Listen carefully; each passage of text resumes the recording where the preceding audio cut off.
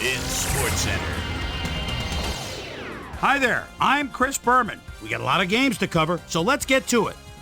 In our first game this week, we had the Packers win by a 9-point margin. Bill Schrader stepped it up this week and gave his team some added firepower for the win. Priest Holmes was responsible for over 150 yards rushing and helped his Chiefs beat the Broncos. In the city of brotherly love, Philadelphia, we had the Eagles stroll away with a 14-point win. Up in the HHH Metrodome, we had the Vikings walk away with a commanding 19-point win. The Bears' defense held their opponents to under 100 rushing yards in their win at Chicago.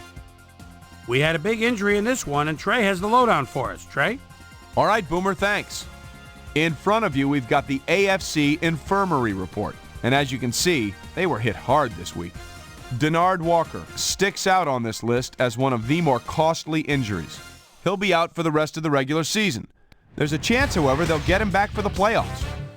In front of you, we've got the NFC list. And as you can see, they could form their own MASH unit. Joe Horn won't see action for a while, so this offense is going to have to make do without him. He's suffering from a stress fracture in his foot, and he'll be out for 9 weeks. Now we'll move on to our top story of the day. Mike Brown will be on the sidelines for a while, and that is not good news for his club. So that'll do it for now. Chris, let's send it back to you. Ravens, Browns. Jamal Lewis get up ahead of steam, and then it was clear sailing from there. The Ravens go on to win this by the final score of 16-0.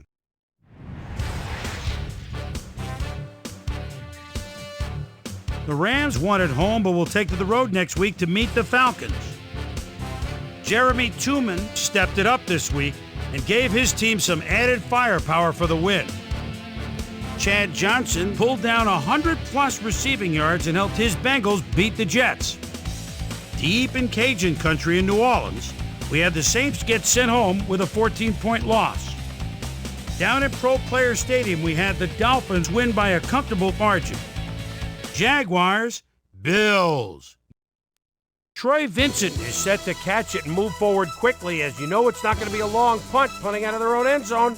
He grabs it, gets a block, and just what their opponents feared, a quick 6 against them, 32 yards. The Bills win this one by the final score of 17-13. We had a big trade also of note here.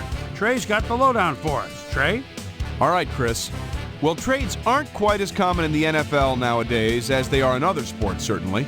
But we've got news to report to you on the trading front nonetheless.